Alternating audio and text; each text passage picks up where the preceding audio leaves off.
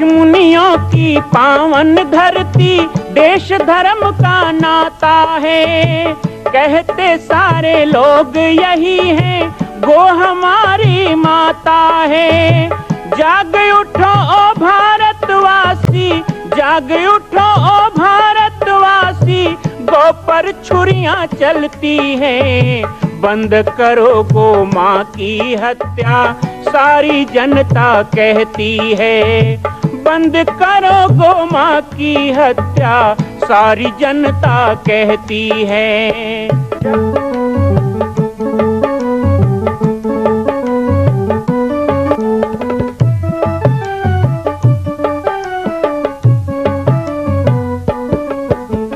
जगह जगह पर बूचड़ खाना, लाखों गौएं कटती हैं। किसे सुनाए व्यथा हमारी, नैना नीर बहाती हैं। रक्षा करना गौ माता की, रक्षा करना गौ माता की, गीता ज्ञान सिखाती है। बंद करो गो माँ की हत्या, सारी जनता कहती है। बंद करो गो माँ की हत्या, सारी जनता कहती है।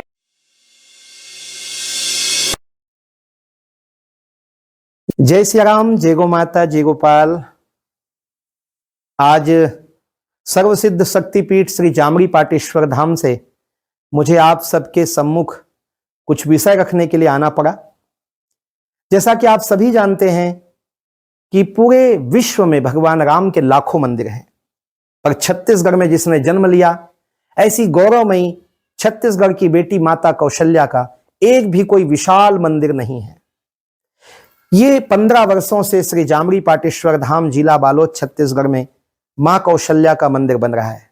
3 मंजिल का 108 फीट ऊंचा, 65 फीट चौड़ाई और 136 फीट लंबाई का यह मंदिर, जिसकी क्षमता लगभग 10,000 लोगों के बैठने की होगी। इस मंदिर के निर्माण को राजस्थान के ठोस पत्थरों से किया जा रहा है। इस निर्माण में कई बाधाएं आती हैं, निर्माण रुका हुआ है, लेकिन अब निर्माण को पूर्ण करने के लिए त्रिवर्षीय संकल्प महाअभियान की यह श्रृंखला चल पड़ी है। सैकड़ों लोग इसमें जुड़ रहे हैं। मैं एक बार आप सबसे भी निवेदन करूं, जिस तरह हमने अयोध्या में बनने वाले रामलला के मंदिर के लिए तन मन धन से साथ दिया, वैसे ही छत्तीसगढ़ में बनने वाले मां कौशल्या के पावन धाम के निर्माण में मुक्त हस्त से दान दें। 3 साल के लिए आप एक निश्चित राशि का संकल्प करके हमारे नीचे चल रहे मोबाइल नंबर पर व्हाट्सएप करें। आप 5103 वर्ष तक, 11,003 वर्ष तक, 21,003 वर्ष तक, क्षमता हो तो 1 लाख रुपए, 11 लाख रुपए, 5 लाख रुपए भी कर सकते हैं। याद रखिएगा, यह अवसर अब 2-3 वर्षों तक ही मिलेगा, क्योंकि आने वाले 2-3 वर्षों में इस मंदिर का निर्माण पूर्ण कर लिया जाएगा और शिखर चढ़ेगा। माता कौशल्या गोद में रामलला को लेकर बैठेंगी। मैं राम बालक दास महात्यागी पूरे प्रदेश और पूरे देशवासियों से निवेदन करूंगा कि मेरे इस छोटे से विनय और मेरे प्रयास को आप अपना साथ दें, सहयोग दें। जय श्री राम। इतना परेशान करने क्या मतलब है? जब तुम ही कहते हो कि मैं भक्ति के वश में आ जाता हूँ, भक्ति तो कर रहा है और तो कुछ नहीं कर रहा है, किसी का गला थोड़े काटा। मैं आज तुम्हारे लिए जाके पैर भी करूंगा। नारद जी तमतमा के आए, विष्णु जी को कहा जागो। विष्णु जी ने कहा क्या हुआ, आज बड़े गुस्से में लग रहे हो? बोले एक केस मिला है मुझको धरती लोक का। पता चला है कि 35-40 साल, 50 साल, 70 साल हो गया वो भजन कर रहा है, भजन ही कर रहा है, भजन ही कर। जब दर्शन देना ही नहीं है तो वेद पुराण में लिखवाए क्यों कि जो मेरा भजन करे मैं उसे मिलूं? मिलना ही नहीं है, कोई मतलब ही नहीं है, तो फिर क्यों जिंदगी खराब कर रहे हो? लोग बाबा जी बन के अपनी जिंदगी खराब कर रहे हैं। कई लोग तो हमको ही बोलते हैं जिंदगी खराब कर दिए बाबा जी बन के। सही बात है, आप लोगों जैसे होते तो उधर बैठे होते, कहीं खराब कर लिए यहाँ बैठ के ना। कितना अच्छा बोलते हैं लोग, मतलब दुनिया वालों का सुनोगे ना तो पागल हुए बिना ना रहो। ऐसे देख के भी बोलते हैं, 1 लाख लोग पांव पड़ गए फिर भी हमारे माँ बाप को बोलते हैं जिंदगी खराब कर दी अपने बच्चे की। सही बात, पागल लोगों की कमी थोड़े दुनिया में। तो नारद जी ऐसे चिल्लाए, भगवान ने कहा, मन में कहा, नारद को ऐसे मन में कहा कि नारद तेरी बुद्धि पे तरस आता है। वो भक्त 50 साल से भजन करे, 60 साल से भजन करे, उसके भजन का क्या फायदा? तुमने दर्शन नहीं दिया, ऐसे झगड़ने आ गए। दही हूं श्राप की मरी हूं जाई, नारद का काम तो जानते हैं। गुस्सा आए तो फिर भगवान को भी नहीं जलते। कभी कभी हमारे गुरुदेव भी पूज्य श्री राजयोगी बाबा जी, हम जब 9-10 साल के थे, छोटे, बहुत छोटे थे, तो जंगल में रहते थे, गुरु और चेला, बस वो भी एक जीवन था।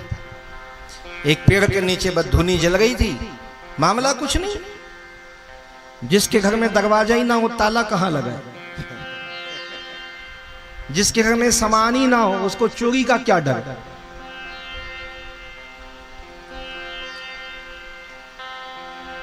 कभी कभी रात में गुरुदेव कहते मैं रामायण से आ रहा हूं, वो रामायण करने जाते थे पैदल, तब तो सड़क भी नहीं थे, पगडंडी नहीं थी। हमारे YouTube लाइव में बहुत लोग देख रहे हैं। कल एक भक्त ने मुझे मैसेज किया था कि कुछ पुरानी बातें आप बताया करो। प्रसंगवश बात याद आ गई। गुरुदेव कभी कभी रामायण में चले जाते, कि बालक दास मैं रामायण में जा रहा हूं, तुम दिया विया जला लेना, मैं आ जाऊंगा।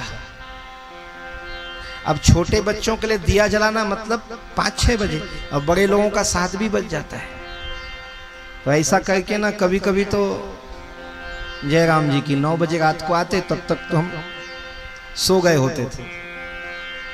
तो ऐसा एक दिन रात्रि में गुरुदेव नहीं आए थे और हम सो गए, दिया वगैरह हनुमान जी को जलाया और सो गए।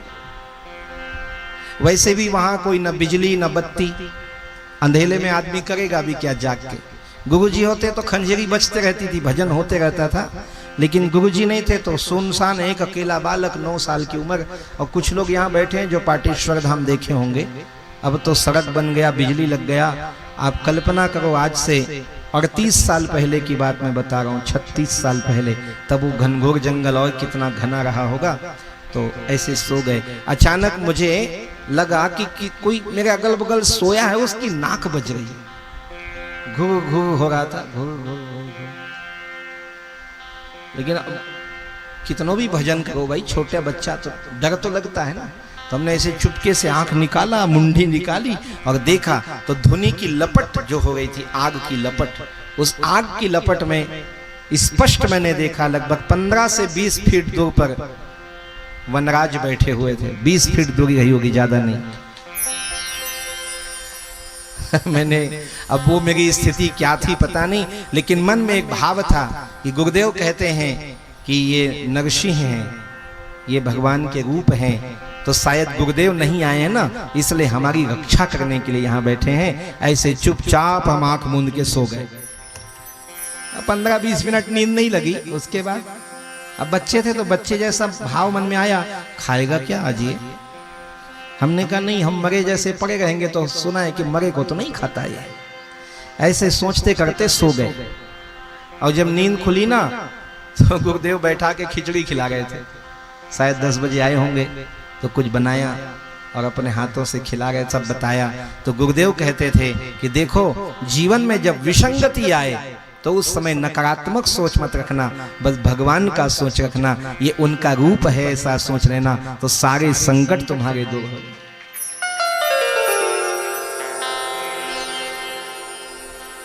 नारायण नारायण करने वाला व्यक्ति यदि प्रेम से करे, हे नारद, तुम कहते हो कि 40 साल से मेरा भजन कर रहा, क्या मिला उसे भजन करने से? कुछ मिले इसलिए भजन नहीं किया जाता है।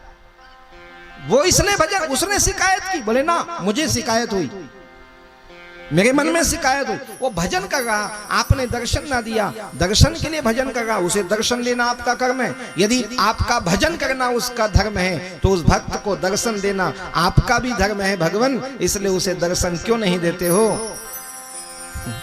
कहा नारद, मन में कहा, ऊपर से नहीं कहा, ऊपर से कुछ दूसरा कहा। मन में कहा नारद, तुम क्रोध के कारण ये भी भूल गए कि उसके भजन का ही तो प्रभाव है कि स्वयं नारद उसका समाचार लेके बैकुंठ आया है। उसका पावर तो देखो, भजन का प्रभाव नहीं। मन में कहा, पर ऊपर से कह दिया नारद उसको तो मैं दर्शन दूंगा। बोले हाँ, कब दोगे वो भी बताओ, क्योंकि दर्शन दोगे कहने से थोड़े वो प्रसन्न हो जाएगा। अरे नहीं वो प्रसन्न हो जाएगा, आप जाके इतना ही बोल दो, वो मेरा बहुत परम भक्त है, उसको इतना ही कह देना मैं उसको दर्शन दूंगा, देखना उसका प्रेम और बढ़ जाएगा, उसका भजन और बढ़ जाएगा। नारद ने कहा ऐसे ही सबको उल्लू बनाते रहते हो, मूर्ख बनाते रहते हो, बस दर्शन दूंगा, कब दोगे ये बताओ। आज मैं तारीख लिखा के जाऊंगा। लगना भी तो जी भी नारद जी के हाथ में केस आया, तो ऐसे थोड़े निपटाऊंगा। नारद जी ने कहा बताओ, तो भगवान विष्णु कहे मत पूछो तो भला, नहीं बताओ। अरे मत पूछो नहीं बताओ, अच्छा लगे बुरा लगे बताओ। नारद जी ने जिद किया तो भगवान विष्णु ने कहा वो जिस पेड़ के नीचे बैठा है ना, उस पेड़ में जितने पत्ते हैं उतने वर्ष तपस्या करे तो दर्शन। नारद ने कहा हो गया, नारायण नारायण। उसी को सीधा बोल दो ना, दर्शन देना ही नहीं है। घुमा फिरा के बेचारा 4 बार मर जाएगा, जी लेगा, तब भी इतने पत्ते उस पेड़ में हैं। और नारद आए, उस भक्त को कहा भाई एक काम करो। बोले क्या? ये तपस्या छोड़ो, घर जाओ, आराम से रहो, क्योंकि दर्शन नहीं होना है। क्या भगवान ने ऐसा कहा कि दर्शन नहीं होना है? बोले नहीं, उन्होंने तो कहा कि दर्शन दूंगा, बस कहा ना दर्शन दूंगा। बोले हाँ, तो भक्त नाचने लगा। भगवान ने कहा मुझे दर्शन देंगे, नाचने लगा। नारद ने कहा ये पूरा पागल है, पागल हो चुका, प्यार में पागल हो गए। आजकल लोग प्यार में पागल होते हैं, ऐसे नारद नाराज हो गए। अरे भगवान ने क्या कहा पूरा तो सुन ले। अरे पागल, दर्शन देंगे लेकिन तब देंगे ये पेड़ में जितने पत्ते हैं उतने वर्ष तपस्या करे तब दर्शन देंगे। भक्त नाचने लगा, प्रसन्न हो गया। अरे अब दे, तब दे, कब दे, जब दे, हमें मतलब नहीं है, दे, दर्शन देंगे ना, बस हो गया, मैं धन्य हो। नारद सिर पकड़ के बैठ गए, लेकिन अचानक उसी समय दिव्य प्रकाश हुआ, शंख की और घंटियों की आवाज हुई और भगवान नारायण वहीं प्रकट हो गए। वो भक्त को गले से लगा लिया। नारद देखते रह गए। नारद ने कहा महाराज मुझे ही झूठा बनाना था तो मैं यहां से चला जाता, तब आते। ये जले में नमक डालने आए हो? अरे मैं यहां से चला जाता, फिर आके मिल लेते अपने प्यार करने वाले से।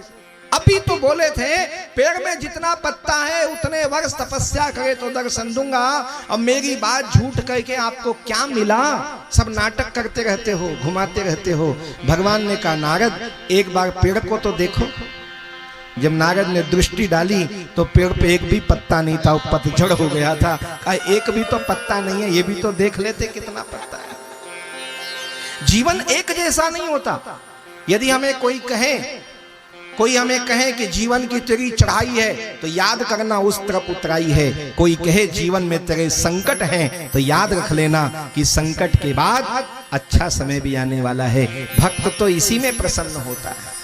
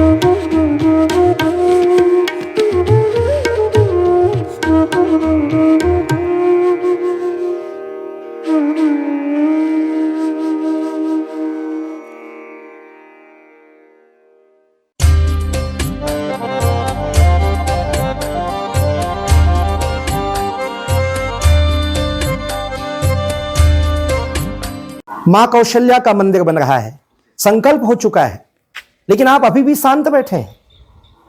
संकल्प कीजिए, आगे बढ़िए। आज राजस्थान, गुजरात, महाराष्ट्र में हम जाते हैं, बड़े बड़े तीर्थों को देखते हैं। क्या छत्तीसगढ़ के लोग इतने कमजोर हैं कि अपनी ही छत्तीसगढ़ की बेटी माता कौशल्या का एक मंदिर पूर्ण नहीं कर सकते? एक संकल्प माता कौशल्या के नाम। आइए और संकल्प में जुड़िए। बाकी जानकारी आपको मिल रही है और व्हाट्सएप पर आप संपर्क कर सकते हैं। एक बार सबको सहयोग करना है। मां कौशल्या की पावन जन्मभूमि छत्तीसगढ़ प्रांत में बालोद जिला में स्थित है श्री सर्वसिद्ध शक्तिपीठ जामड़ी पाटेश्वर धाम। परम पूज्य सद्गुरुदेव राजयोगी बाबा जी की तपस्थली श्री पाटेश्वर धाम और विश्व के अद्वितीय मां कौशल्या जन्मभूमि मंदिर निर्माण का दर्शन करने और इसी प्रकार समसामयिक विषयों पर अपना ज्ञान वर्धन करने के लिए और 10,000 गायों के लिए बनने वाले श्री हनुमान नंदीशाला गो अभ्यारण्य का समाचार प्राप्त करने के लिए आप सभी देखते रहें YouTube चैनल पर राम बालक दास, और हमारे चैनल को आप सभी सब्सक्राइब करें, घंटी का बटन दबाएं ताकि आप सूचनाओं से जुड़े रह सकें। जय श्री राम, जय गौ माता, जय गोपाल।